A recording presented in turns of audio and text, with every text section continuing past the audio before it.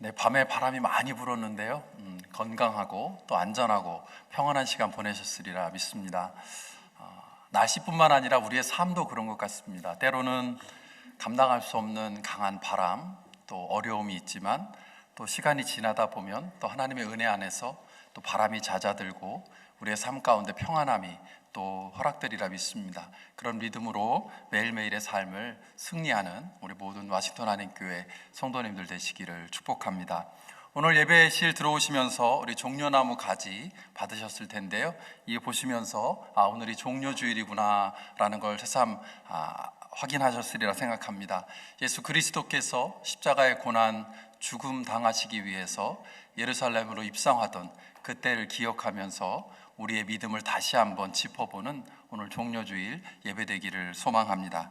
이제 다 함께 자리에서 일어나셔서 찬송 15장 하나님의 크신 사랑 부르시면서 사순절 6번째 주일 종려주일 예배를 시작하겠습니다.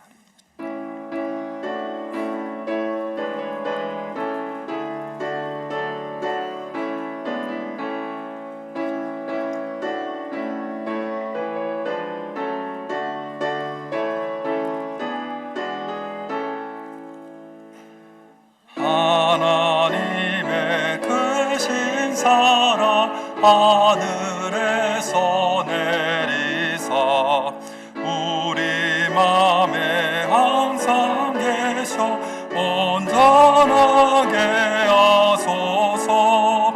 우리 주는 자비하사 사랑 무한하시니 두려워서 떠는 자를 구원하여 주소서. 걱정 근심 많은 자를 성령 감화하시며 복과 은혜 사랑받아 평안하게 하소서. 처음과 끝이 되신 주님 항상 인도하셔서 마귀 유혹 받는 것을 속히 끊게 하소서. 전능하신 아버지여 주의 능력 주시고 우리 맘에 임하셔서 떠나가지 마소서.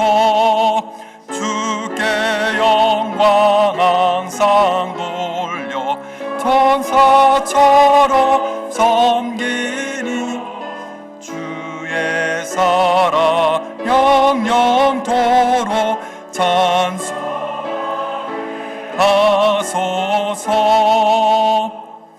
우리들이 거듭나서 흠이 없게 하시고 주의 크신 구원받아 온전하게 하소서.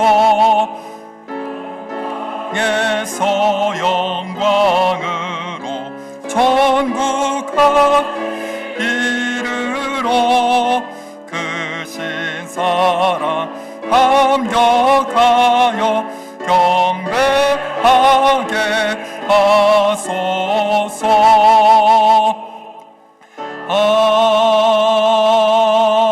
아멘. 호산나 다윗의 자손께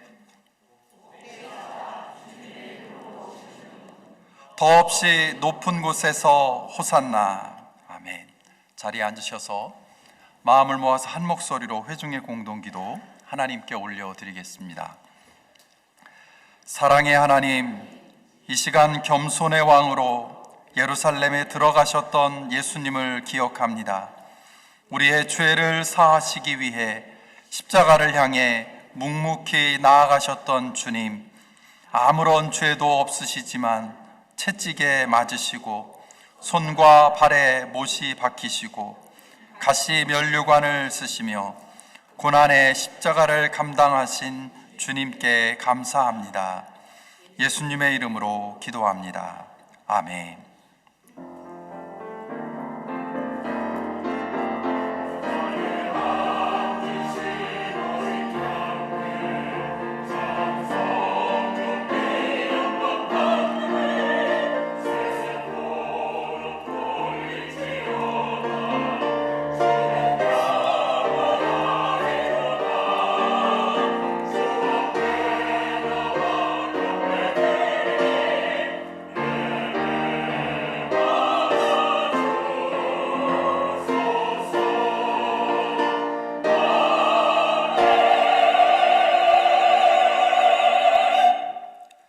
은혜로우신 하나님, 예수 그리스도의 고난과 죽음을 통해 우리가 새로운 생명의 길을 걷게 하심에 감사드립니다. 예수님이 고난의 쓴잔을 받지 않으셨다면 우리는 여전히 죄의 종노릇을하며 사탄의 자녀로 이 땅에서의 삶을 살았을 것입니다. 그러나 예수님이 우리를 대신하여 찔림과 상함을 받으며 징벌을 받으심으로 우리가 나음을 입었고 죄의 용서와 구원을 누리는 축복을 받았음을 믿습니다. 이처럼 우리를 위하여 십자가에 달리셨던 주님을 기억하고 그 안에 담긴 하나님의 사랑에 감격하며 감사하며 일상의 삶을 살아가는 우리가 될 수 있기를 간구합니다. 오늘은 특별히 종려주일로 지키며 고난과 죽음의 쓴잔을 받으신 그 주님의 고난을 묵상하는 고난주간을 시작합니다. 호산나 호산나를 외치며 주님을 찬양하던 무리들이 결국 주님을 십자가에 못 박은 배반자들이 되었던 것처럼 오늘 예배하는 우리가 그와 같은 실패와 배신의 길을 걸어가지 않기를 기도합니다. 주님을 찬양하던 입술로 주님을 부인하고 저주하는 일이 생길까 두려운 마음이 들기도 합니다. 하나님, 우리 속에 있는 죄악의 쓴뿌리들을 성령님의 역사를 통해 제거해 주시고 주님을 위해 아낌없이 향유를 부으며 주님의 마음을 위로하고 주님의 죽음을 준비했던 여인처럼 마지막 순간까지 온 마음으로 주님을 섬기고 찬양하는 우리 모두가 되게 하여 주옵소서. 주님의 피 묻은 십자가를 기억하며 그 십자가를 통해 확증된 하나님의 마음을 품을 수 있도록, 그리고 주님처럼 우리에게 주어진 이 땅에서의 삶에서 우리에게 주어진 고난의 쓴잔을 받을 수 있는 믿음과 용기를 주시기를 간구합니다. 예수 그리스도의 십자가 희생 위에 세워진 와싱턴 한인교회를 비롯한 모든 교회들과 성도들을 축복하셔서 이 땅 위의 교회와 성도들이 종교적인 거칠애와 외식이 가득한 사람들의 모임이 아니라 진정으로 예수님의 이름을 높이고 세상에서 소금과 빛의 역할을 감당하며 예수 그리스도의 복음을 통해 생명과 평화를 전하고 나누는 공동체가 되게 하옵소서. 하나님의 말씀을 함께 나눌 때 성령님께서 이 시간에 임재하시고 역사하셔서 하나님의 말씀을 깨달아 알아가며 말씀대로 살아가기 위해 결단하는 은혜의 시간이 되게 하옵소서. 말씀을 전하는 이와 듣는 이들 모두 말씀을 통해 하나님과 깊은 교제를 나누는 시간이 되게 하옵소서. 이 예배의 모든 순서와 시간을 주님께 맡기며 우리를 죄에서 구원하기 위하여 십자가의 고난과 죽음의 길을 걸어가신 예수 그리스도의 이름으로 기도합니다. 아멘. 주기도문으로 기도를 이어가겠습니다. 하늘에 계신 우리 아버지여, 이름이 거룩히 여김을 받으시오며 나라가 임하시오며 뜻이 하늘에서 이루어진 것 같이 땅에서도 이루어지이다. 오늘 우리에게 일용할 양식을 주시옵고 우리가 우리에게 죄 지은 자를 사하여 준 것 같이 우리의 죄를 사하여 주시옵고 우리를 시험에 들게 하지 마시옵고 다만 악에서 구하시옵소서. 나라와 권세와 영광이 아버지께 영원히 있사옵나이다. 아멘.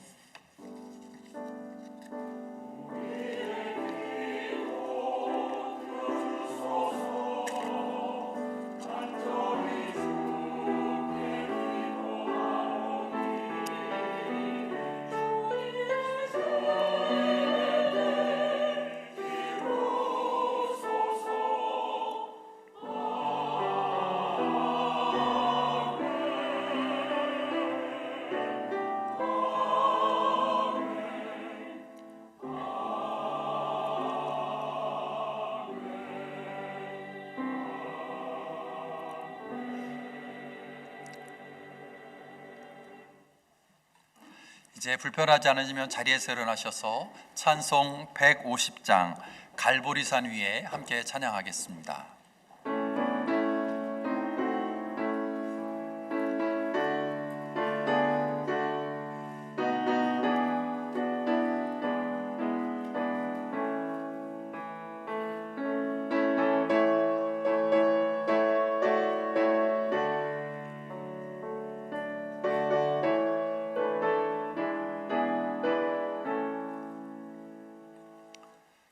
갈보리산 위에 십자가 섰으니 주가 고난을 당한 표라.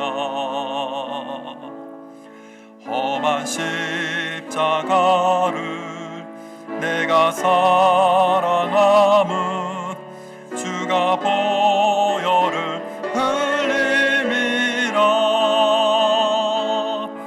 죄우승 얻기까지 주의 십자가 사랑하리. 빛난 멸하기까지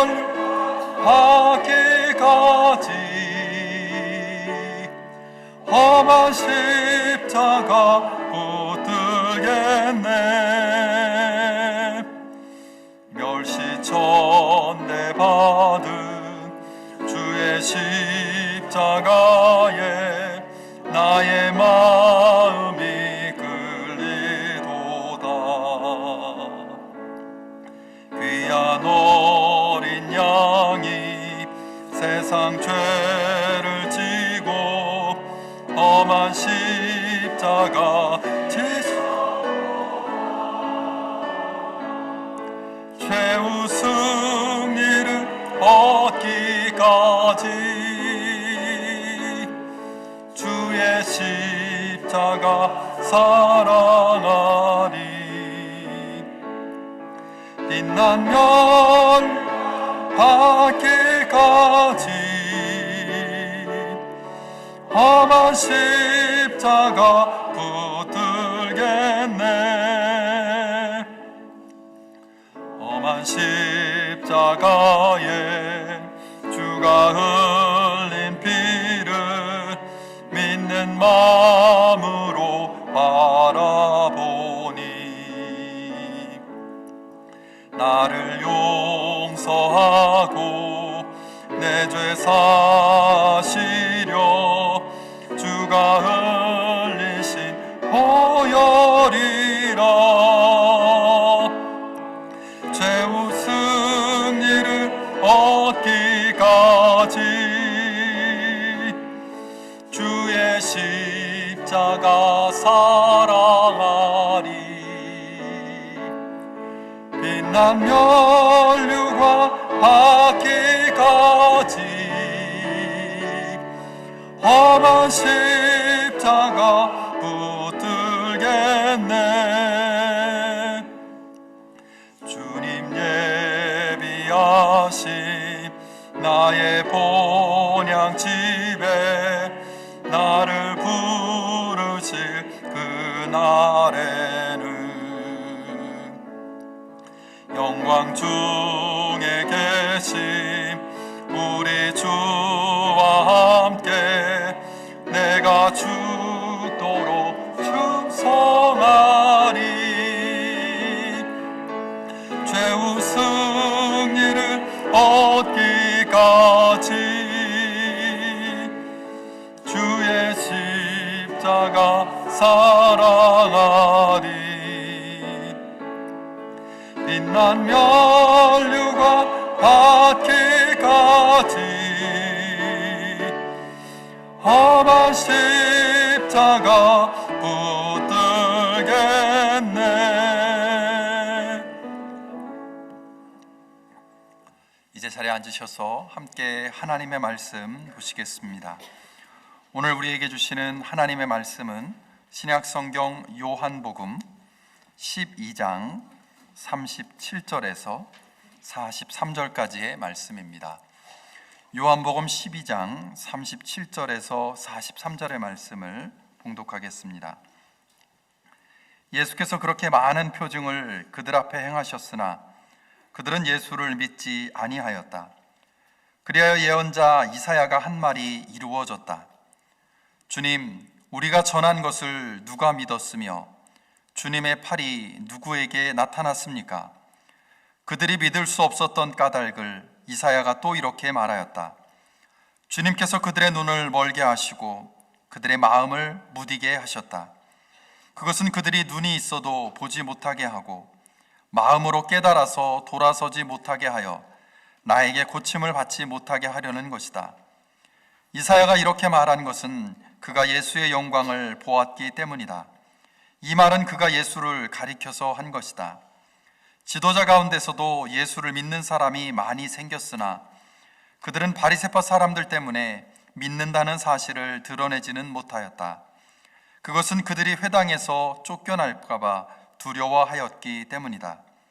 그들은 하나님의 영광보다도 사람의 영광을 더 사랑하였다. 이는 하나님의 백성을 향한 하나님의 말씀입니다. 아멘.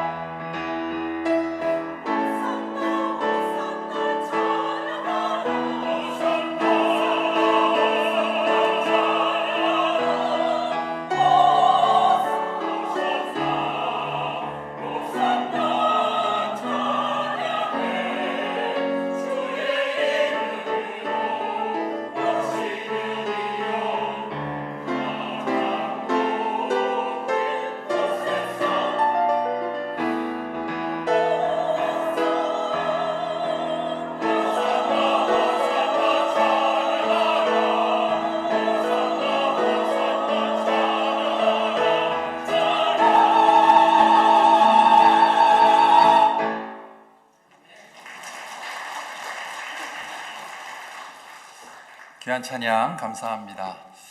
혹시 지난주에 설교 들었던 기억이 나시는지 모르겠습니다. 제목을 혹시 기억하시나요? 누가 설교했는지는 기억나시나요? 김 목사님이 지난주에 설교한 것 같은데 그러시면 좀 곤란하고요. 지난주는 변자무인 목사님이 설교하셨는데 제목은 누가 왕인가 라는 제목이었죠. 여러분들 한 주간 동안 지내시면서 과연 우리 각자의 삶의 주인, 왕은 누구신지 묵상하면서 보내셨는지 여쭙고 싶습니다. 오늘은 마음 바꾸기라는 제목으로 함께 하나님의 말씀을 나누려고 하는데요. 오늘 본문으로 삼은 요한복음 12장 37절에서 43절의 말씀엔 유대인의 불신앙이라는 제목이 붙어 있습니다. 영어 성경들도요, The unbelief of the people 또는 Belief and unbelief among the Jews 라고 해서 거의 같은 내용의 제목을 달고 있습니다. 그런데 영어 성경 중에 킹 제임스 버전이 있는데요, 그 성경은 제목을 이렇게 붙입니다. The cause of unbelief, 불신앙의 이유라고 해서 조금 다른 제목을 붙이고 있습니다.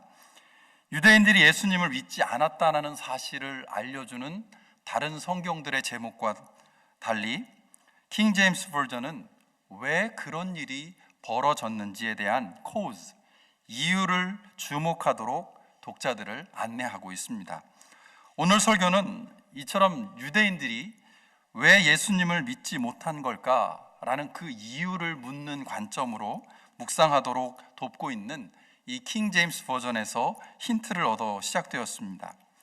이처럼 왜 그들, 즉 유대인들이 예수님을 믿지 못한 걸까라는 질문을 하면서 본문을 읽어가다 보면 유대인들이 예수님을 믿지 못한 이유, 예수님을 믿는 사람들이 생기긴 했지만 그 믿음을 사람들에게 드러내지 못한 이유를 알려주는 말씀을 본문 속에서 보게 됩니다. 42절과 43절 말씀은 예수님에 대한 믿음을 갖게 된 유대인들이 자신들의 신앙을 공개적으로 드러내지 못한 이유를 두려움 때문이라고 알려주고 있습니다. 그 당시 유대 사회에서 가장 무서운 형벌 중에 하나가 출교를 당하는 것이었습니다. 출교는 유대인 공동체로부터 밖으로 쫓겨나는 파문의 형벌이었는데요, 출교를 당하면 모든 사회적인 관계들이 실질적으로 단절이 되고 그 사회적인 관계에 철저하게 의존하고 있었던 경제적인 활동들이 중단되는 결과를 가져왔습니다. 관계 중심적이었던 당시 유대 사회를 생각하면 출교는 단지 집단으로부터 소외당하거나 쫓겨난다라는 의미를 넘어서서 사회적으로나 경제적으로 완전히 매장당하는 것과 다름없는 것이었습니다. 본문에서 회당에서 쫓겨날까봐 라는 표현에는 단지 회당이라고 하는 종교적인 공간을 드나들 수 없게 되었다라는 의미를 넘어서서 치명적인 위험이 숨겨져 있는 것입니다. 하나님의 영광보다는 사람의 영광을 더 사랑하였다라는 표현은 현실적인 유익을 포기하지 못해서 예수님을 그리스도로 고백하는 믿음을 드러내지 못했다라는 의미가 담겨 있습니다. 예수님을 통해서 배우고 알게 된 하나님 나라의 가치관을 따라서 살아가기 위해서 세상적인 편안함이나 성공을 포기하는 대가를 치를 수 없었던 유대인들의 이 현실적인 고민이 이 표현 속에 담겨 있습니다. 이처럼 유대인들이 예수님을 믿지 못하거나 믿기는 하지만 그것을 공개적으로 드러내지 못한 것은 두려움 때문이었습니다.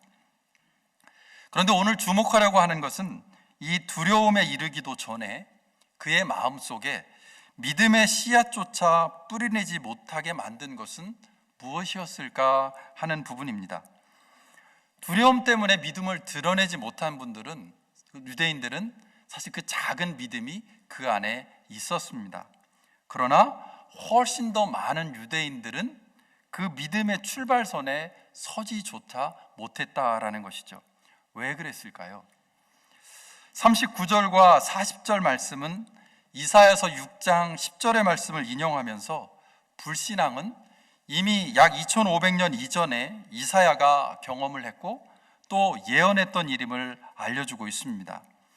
하나님이 이사야를 통해서 하나님의 말씀을 전해주셨지만 이스라엘은 듣지 않을 것이다 라고 말씀합니다.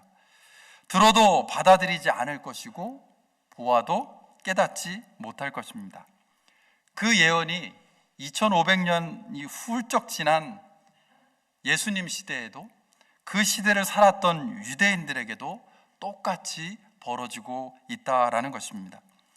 예수님이 많은 표적을 행했음에도 불구하고 유대인들이 여전히 불신앙적인 태도를 가지고 예수님을 그리스도로 받아들이지 않고 있다고 하면서 오늘 성경 요한복음은 그 이유를 제시합니다.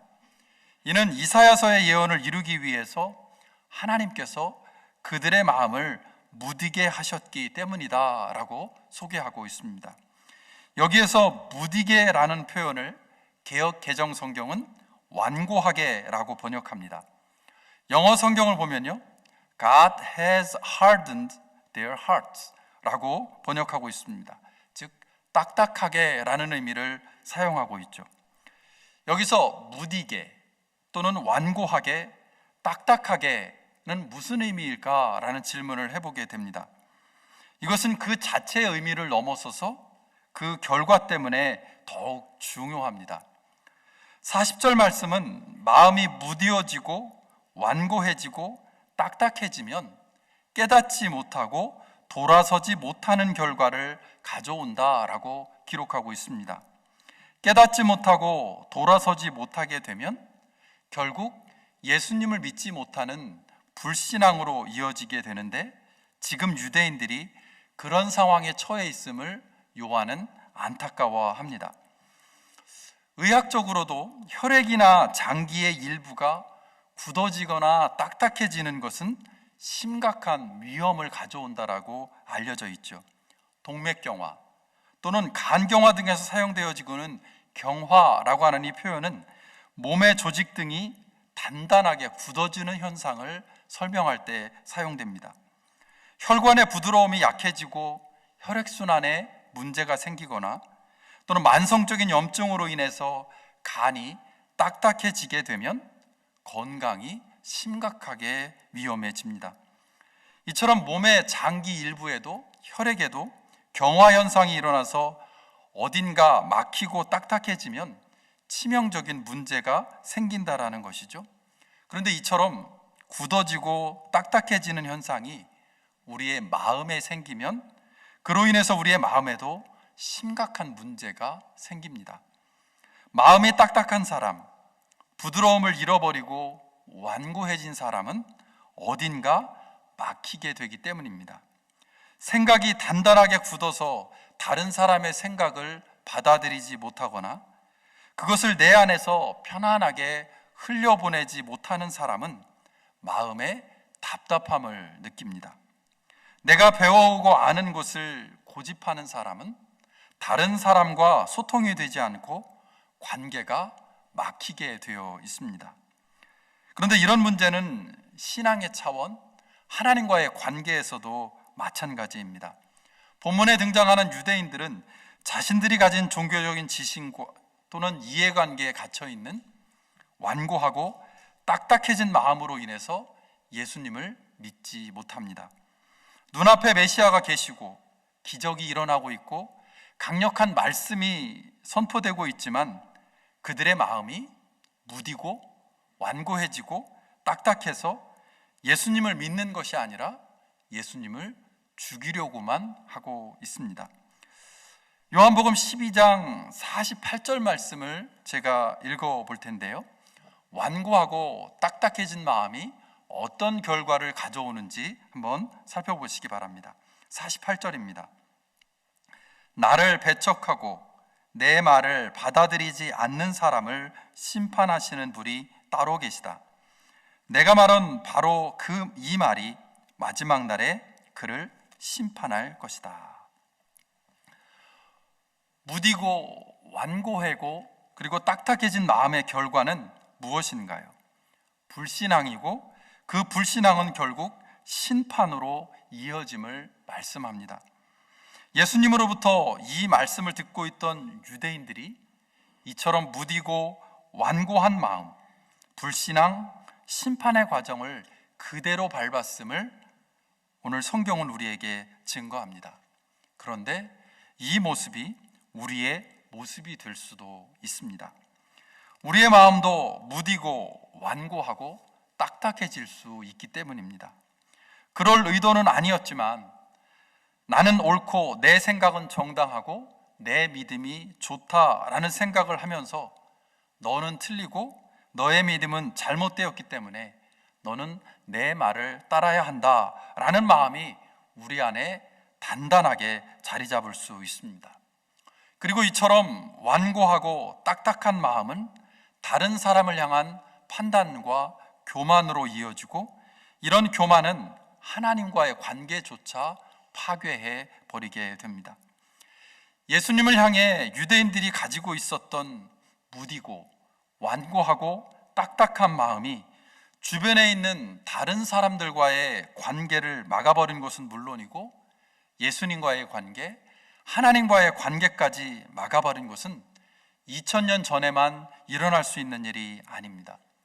2023년을 살아가고 있는 우리에게도 딱딱하고 완고한 마음이 불신앙으로 이어지고, 그것은 심판으로 이어질 수 있는 일이 얼마든지 일어날 수 있습니다.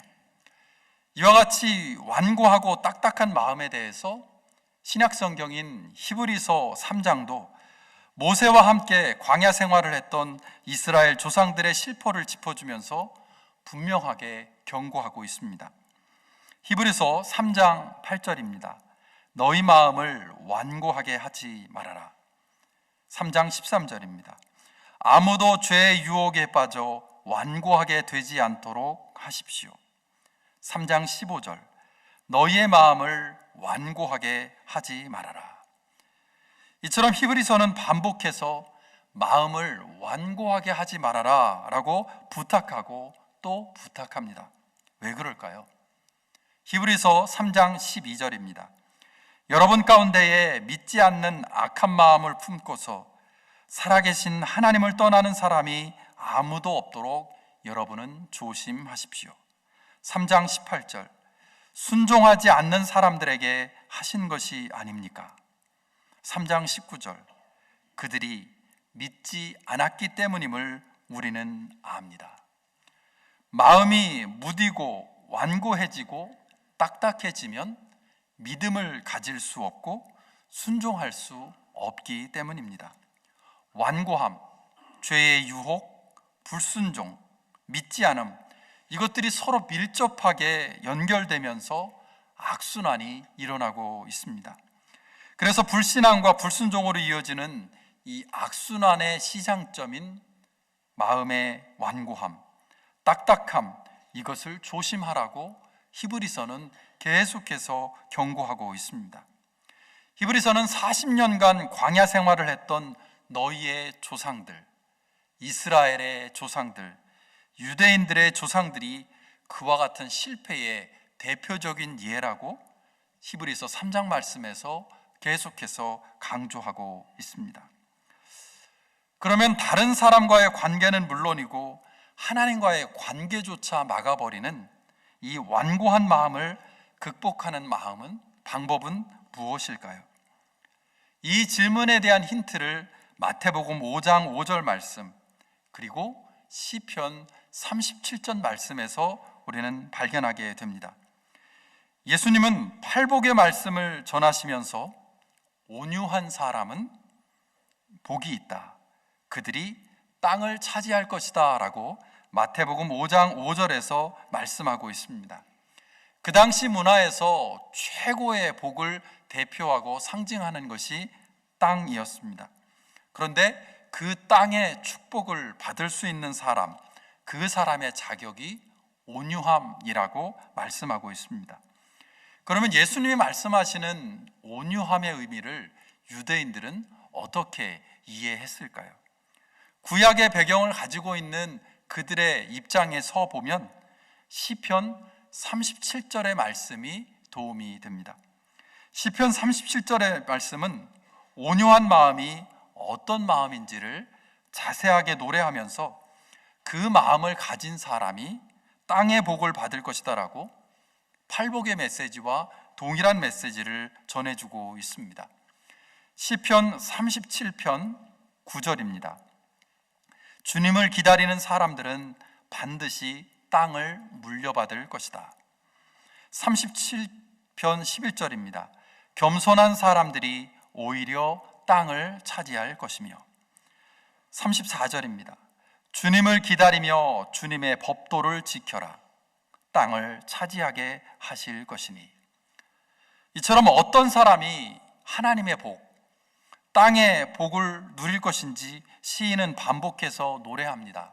주님을 기다리는 사람들, 겸손한 사람들, 그리고 주님의 법도를 지키는 사람들이라고 말씀합니다.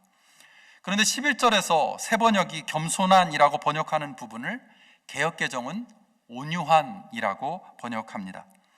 서로 표현이 다르지만 같은 의미임을 우리는 짐작할 수 있습니다.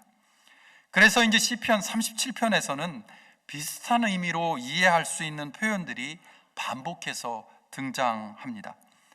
온유한 사람, 겸손한 사람, 주님을 기다리는 사람이 어떤 사람인지를 이렇게 설명합니다. 시편 37편 3절입니다. 주님만 의지하고. 5절, 내 갈 길을 주님께 맡기고 주님만 의지하여라.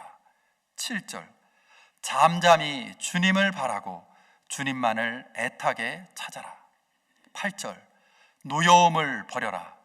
격분을 가라앉혀라. 불평하지 말아라. 10절, 조금만 더 참아라. 악인은 멸망하고야 만다.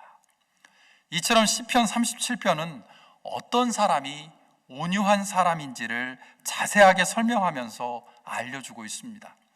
온유한 사람은 주님을 의지하고 갈 길을 주님께 맡기는 사람, 내가 나서서 무엇인가 이루려고 하지 않는 사람, 내 뜻과 내 계획대로 되지 않을 때 분노하거나 불평하지 않는 사람, 사람을 향해서뿐만 아니라 하나님을 향해서도 실망하고 원망하는 악을 행하지 않는 사람입니다.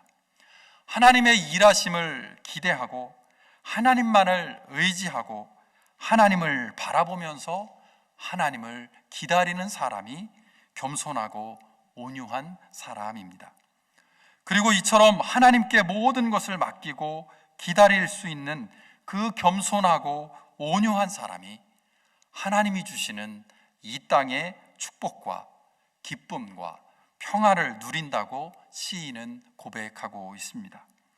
겸손과 온유는 사람을 향한 태도이기 이전에 먼저 하나님을 향한 태도인 것을 확인해 주면서 하나님 의지하고 하나님께 맡기고 하나님의 일하심을 기다리는 사람은 사람들 앞에서도 겸손하고 온유하며 인내할 수 있다라고 시인은 노래하고 있습니다. 일이 제대로 진행되지 않는 것 같고 무언가 잘못된 것 같고 지금 당장 내가 뭔가를 해야 할 것 같고 주변에 있는 사람들을 믿을 수 없을 것 같고 다른 누군가를 혼내거나 또는 핀잔해서라도 바로잡아야 할 것처럼 보일 수 있습니다. 그러나 온유한 사람은 서두르거나 조급해하지 않습니다. 염려하거나 두려워하지 않습니다. 쉽게 분노하거나 짜증내지 않습니다. 왜냐하면 하나님의 신실하심을 신뢰하기 때문입니다. 하나님께 모든 것을 맡기면 하나님께서 이루실 것을 믿기 때문입니다.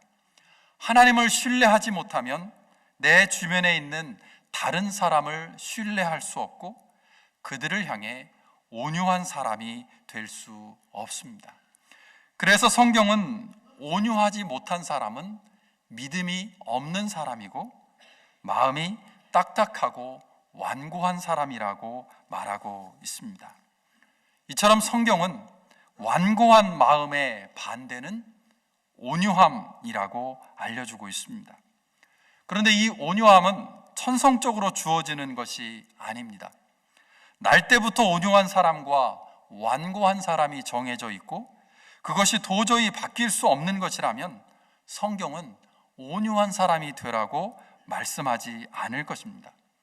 예수님이 팔복의 메시지를 전하면서 온유한 사람은 복이 있다, 그들이 땅을 차지할 것이다 라고 말씀하시는 이유도 온유함이 타고나는 것이 아니라 삶을 살아가면서 개발되고 또 성장되어야 할 그리스도의 성품이기 때문일 것입니다. 온유함은 훈련과 노력에 의해서 체득될 수 있는 성품이라는 의미입니다. 아니, 더 정확히 말하면 그리스도인으로서 반드시 갖추어야 할 성품이라는 의미가 여기에 담겨 있습니다. 우리의 마음과 신앙이 딱딱하게 경화되지 않게 하기 위해서 온유함이 반드시 필요합니다. 인간의 몸은 살아있는 동안 부드럽습니다. 그런데 죽음이 다가올수록 점점 딱딱해지고 마지막에는 굳어집니다. 우리의 마음과 믿음도 마찬가지일 것입니다. 점점 막히고 딱딱해지고 완고해지면 영적으로도 죽은 상태에 이르게 됩니다. 나이를 먹어갈수록, 신앙의 연수가 오래되어 갈수록 부드러워지고 온유해지기 위해서 더 많이 노력해야 하는 이유가 여기에 있습니다. 출애굽 사건에서의 바로 광야 40년 생활 중에 이스라엘의 조상들, 예수님 당시의 유대인들은 여기에서 실패했습니다. 그래서 무디고 딱딱하고 완고한 마음을 끝까지 유지하고 말았습니다. 예수님을 그리스도로 고백하는 믿음, 그 믿음이 없어서 유대인들은 예수님을 십자가에 못 박는 어리석음을 범했습니다. 물론 그것이 하나님의 섭리와 계획하심 안에서 된 일이지만 그들에게는 너무나 불행한 일입니다. 그런데 그 불행의 시작은 마음의 딱딱함, 완고함 때문이라고 성경은 증거합니다. 딱딱하고 고집스러운 마음이 그들로 하여금 불신함과 죄악의 상태에 머물게 했고 결국은 심판을 마주하게 했습니다.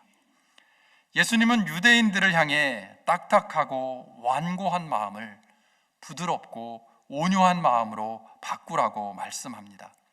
부드럽고 온유한 마음은 하나님을 신뢰하는 사람, 믿음이 있는 사람에게 반드시 요청되기 때문입니다. 저와 여러분의 마음은 어떨까요? 내일부터 시작되는 고난주간 새벽기도의 주제가 마음 바꾸기입니다. 이 주제를 가지고 한 주간 말씀을 묵상하고 기도하면서 우리의 딱딱하고 완고한 마음을 돌아보고 부드럽고 온유한 마음을 훈련하는 기회로 삼기를 소망합니다. 그래서 우리의 마음이 예수 그리스도의 마음을 닮아가는 은혜가 있기를 기대합니다. 예수님의 마음으로 우리의 각자의 삶은 물론이고 이웃과 공동체를 바라보는 사순절의 여정이 되면 참 좋겠습니다. 딱딱하고 완고한 마음이 아니라 부드럽고 온유한 마음을 가질 수 있기를, 그래서 믿음의 사람으로 더욱 자라나는 은혜가 있기를 주님의 이름으로 축복합니다. 이 시간 다 함께 조용히 묵상으로 기도하시면서 성찬 예식을 준비하시겠습니다.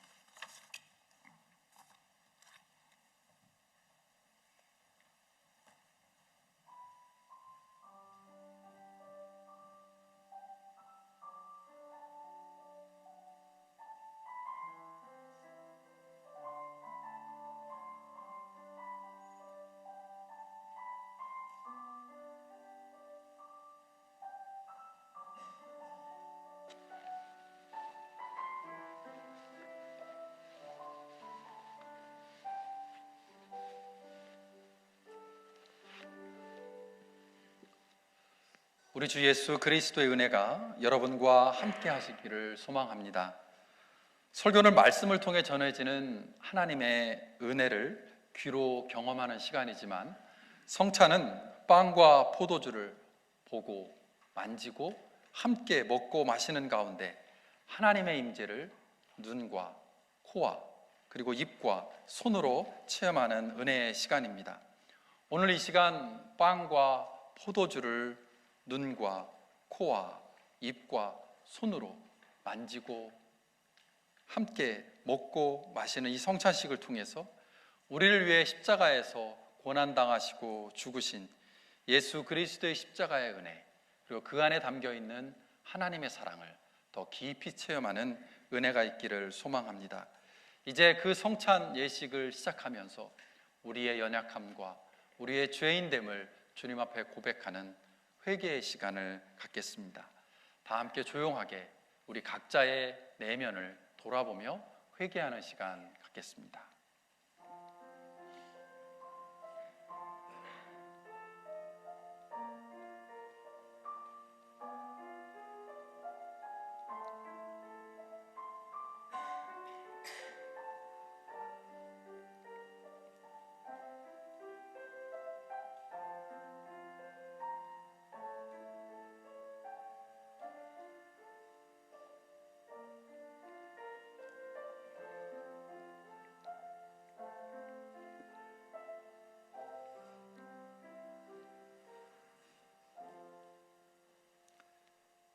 은혜로우신 하나님, 하나님의 뜻대로 살아가야 할 우리가 말씀대로 살아가지 못하고 생각과 말, 행동에 있어서 주님의 영광을 가린 죄를 회개합니다. 자비로우신 하나님, 우리를 불쌍히 여기시고 예수 그리스도의 십자가의 은혜로 우리의 죄를 용서하여 주옵소서. 이제부터는 새로운 믿음과 변화된 모습으로 주님을 온전히 사랑하고 주님을 기쁘게 하는 삶을 살아가게 하옵소서. 주님의 은혜와 사랑으로 살아가며 예수 그리스도를 따르는 제자가 되게 하옵소서. 우리를 위해 죽으시고 다시 살아나시며 다시 오실 예수 그리스도의 이름으로 기도합니다. 아멘. 이제 다 함께 사도신경으로 우리의 신앙을 고백하겠습니다. 전능하사 천지를 만드신 하나님 아버지를 내가 믿사오며 그 외아들 우리 주 예수 그리스도를 믿사오니 이는 성령으로 잉태하사 동정녀 마리아에게 나시고 본디오 빌라도에게 고난을 받으사 십자가에 못 박혀 죽으시고 장사한 지 사흘 만에 죽은 자 가운데서 다시 살아나시며 하늘에 오르사 전능하신 하나님 우편에 앉아 계시다가 저리로서 산 자와 죽은 자를 심판하러 오시리라. 성령을 믿사오며 거룩한 공예와 성도가 서로 교통하는 것과 주시는 것과 몸이 다시 사는 것과 영원히 사는 것을 믿사옵나이다. 아멘. 주님께서 자신의 몸을 내어주시던 밤에 빵을 떼어 감사 기도를 드리신 후에 제자들에게 주시며 말씀하셨습니다. 받아 먹으라. 이는 너희를 위하여 내어주는 내 몸이니 이를 먹을 때마다 나를 기억하여라. 또 식후에 잔을 드시고 감사 기도를 드리신 후에 제자들에게 주시며 말씀하셨습니다. 받아 마시라. 이는 너희를 위하여 흘리는 내 언약의 피니 이를 마실 때마다 나를 기억하여라. 이 시간 우리가 함께 먹고 마실 빵과 포도주를 성별하며 성령의 임재를 구하며 다시 한번 기도하겠습니다. 거룩하신 하나님, 주님의 영이 우리와 함께 하시고 이 빵과 포도주 위에 임하여 이 식탁을 성별하옵소서.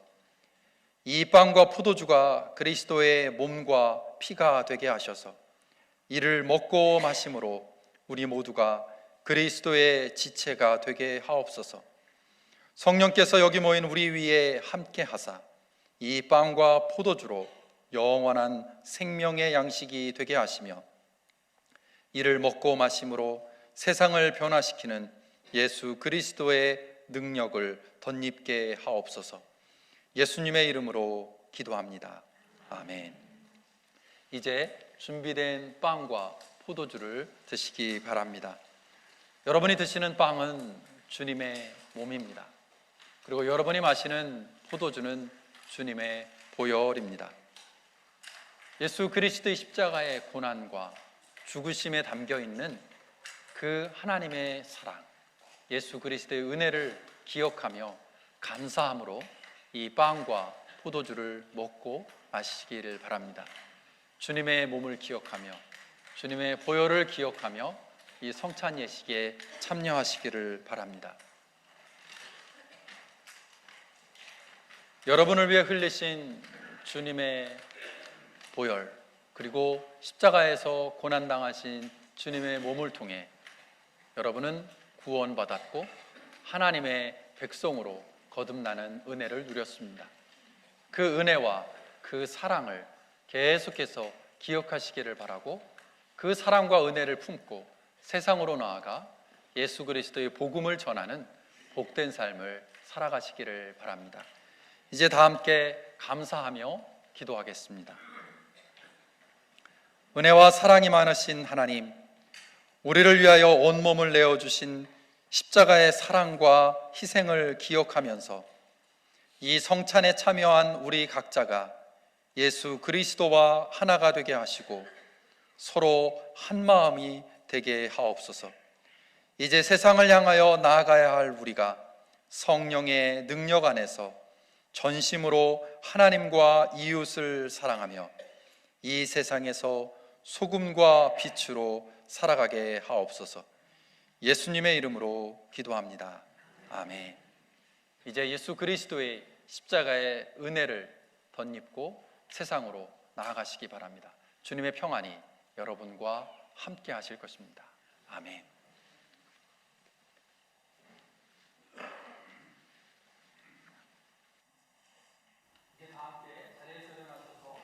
찬송 1장 부르시면서 준비한 예물 봉헌하겠습니다.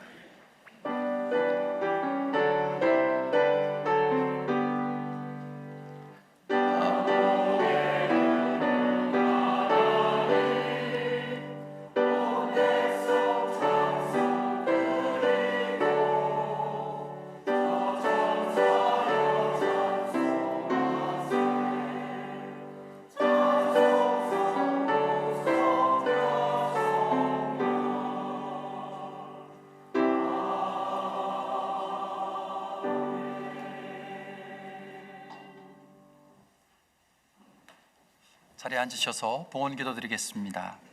은혜로우신 주님, 이 시간 주님의 십자가의 은혜를 기억하며 그 안에 담겨있는 하나님의 사랑을 기억하며 감사와 믿음의 고백을 담아서 귀한 예물을 주님 앞에 봉헌합니다. 이 예물 속에 담겨있는 우리의 믿음의 고백, 우리의 마음을 받아주시고 하나님께서 허락하실 더 큰 은혜를 사모하는 마음을 주님께서 기억하시고 이 땅에서의 삶을 사는 동안 하나님의 백성으로서, 하나님의 자녀로서 이 땅의 기름진 복을 누리는 우리 모든 성도들이 될 수 있도록 축복해 주옵소서. 주님께 드린 예물을 통해서 예수 그리스도의 복음, 하나님의 사랑이 이 땅 가운데 전해질 수 있도록 이 물질을 관리하는 이들에게도, 또 이 물질을 통해 하나님의 은혜를 경험할 이들에게도 동일한 은총을 허락해 주옵소서. 예수 그리스도의 이름으로 기도합니다. 아멘. 교회 소식을 전해드리겠습니다. 주보 안쪽을 좀 참고해 주시고요. 오늘은 고난주간 그리고 부활절을 앞두고 교회 소식이 좀 여러 개 있는데요. 특별히 오늘 종려주의를 지키고 내일부터 고난주간 한 주간을 보내게 되는데, 고난주간 새벽기도회가 월요일부터 토요일 새벽 6시에 본당에서 있게 됩니다. 마음 바꾸기라는 주제로 계속 이어질 텐데요. 온라인으로도 함께 하시지만 특별히 고난주간 한 주간 동안은 예배실에 나오셔서 함께 기도하고 찬양하는 그런 기회가 됐으면 좋겠습니다. 또 성금요일 예배가 이번 주 금요일 저녁 7시 30분에 이 본당에서 드려지게 되는데요. 특별히 이번 성금요일 예배는 연합 찬양대와 넥스트 제너레이션의 오케스트라가 함께 준비한 예배입니다. 또 모든 세대들을 대표하는 이들이 나와서 말씀 묵상한 내용들을 나누고 또 함께 기도하는 시간도 갖게 될 것입니다. 금요일 저녁 시간을 구별해서 성금요일 연합 예배 함께 해주시기를 바랍니다. 또 다음 주일은 부활주일인데요. 부활주일을 맞아 세례 입교 예식이 진행될 예정입니다. 특별히 조영진 감독님께서 말씀을 전해주시고 세례 입교 예식을 집례해 주십니다. 부활주일을 맞이해서 강단에 백합을 헌화하실 분들은 복도에 준비된 사인업 용지에 신청해 주시기를 바랍니다. 또 부활주일을 맞이해서 예수 그리스도의 복음 그리고 부활의 기쁜 소식을 전하기 위해서 전도사역부에서 노방 전도를 계획하고 있습니다. 주보에 있는 내용을 참고하셔서 다음 주일 부활주일에 노방 전도에 온 교우들이 함께 해주시기를 바랍니다. 또 2023년 와싱턴 한인교회 장학생 그리고 여선교회 장학생을 4월 9일 또 4월 10일부터 5월 31일까지 접수합니다. 장학금의 내용들 또는 준비해야 될 서류들을 교회 홈페이지를 통해서 확인하실 수 있습니다. 궁금하신 내용은 장학위원회나 여선교회에 이메일을 통해서 문의해 주시기를 바랍니다. 또 4월 15일 토요일에는 거북이 마라톤이 예정되어 있습니다. 오전 9시부터 오후 3시에 버클레이크 파크에서 온 교우가 함께 모여서 또 자연 속에서 산책도 하고 또 음식도 나누면서 아름다운 성도의 교제를 나누려고 합니다. 또 거북이 마라톤을 위해서 모아진 후원금은 의미 있는 곳에 사용하려고 준비하고 있습니다. 다음 주일에 더 자세한 내용을 안내해 드릴 텐데요. 시간을 구별하셔서 거북이 마라톤에 전교우가 함께 해주시기를 부탁을 드립니다. 다른 교회 일정도 주보에 안내되어 있는데요. 여러분들 스케줄을 조절하실 때 참고해 주시기를 바랍니다. 이제 다 함께 자리에서 일어나셔서 찬송 251장 놀랍다 주님의 큰 은혜 부르시고 축도로 예배를 마칠 텐데요. 우리 양옆에 또는 앞뒤에 계신 분들과 인사 나누시면 좋겠습니다. 온유한 삶을 삽시다. 부드럽고 온유한 삶 살아갔으면 좋겠습니다. 감사합니다.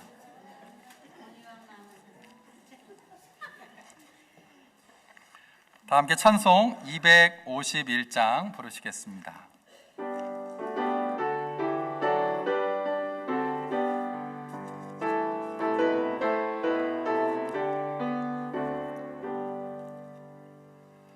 놀랍다 주님의 큰 은혜 우리의 죄를 속하시려 갈보리 십자가 위에서 어린 양 보혈을 흘렸네. 주의 은혜 우리의 죄를 다 씻었네. 주의 은혜 우리의 죄를 다 씻었네. 죄악은 성난 파도같이 우리 영혼을 위협하나 헤아릴 수 없는 주네 십자가에서 보이셨네. 주의 은혜 우리의 죄를 다 씻었네. 주의 은혜 우리의 죄를 다 씻었네. 죄악에 물든 영혼들을 주께서 피 씻으시네. 지금도 흐르는 그 피에 눈보다 더 이게 씻으라.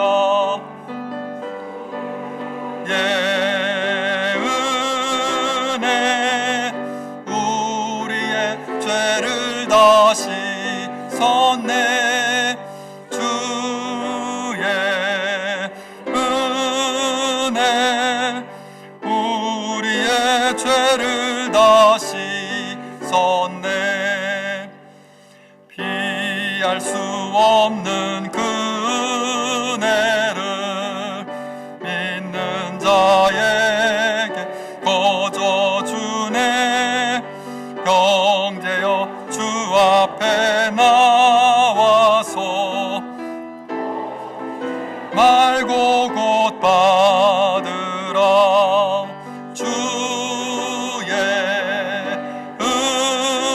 은혜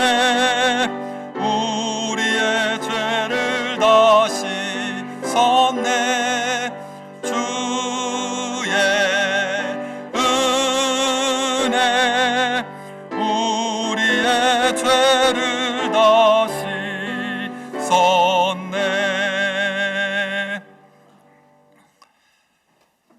이제는 우리 주 예수 그리스도의 은혜와 하나님 아버지의 사랑과 성령님의 인도하심과 함께 하심이 하나님을 신뢰하지 못하고 예수를 그리스도로 고백하지 못하는 딱딱하고 완고한 마음이 아니라 부드럽고 온유한 마음으로 내 주변에 있는 이웃들을 향해, 하나님을 향해 예수 그리스도의 마음을 품고 살아가기로 결단하며 이제 삶의 자리로 나아가는 모든 예배자들 위해, 우리 워싱턴 한인교회 위에 이제로부터 영원토록 함께 하시기를 간절히 축원하옵나이다.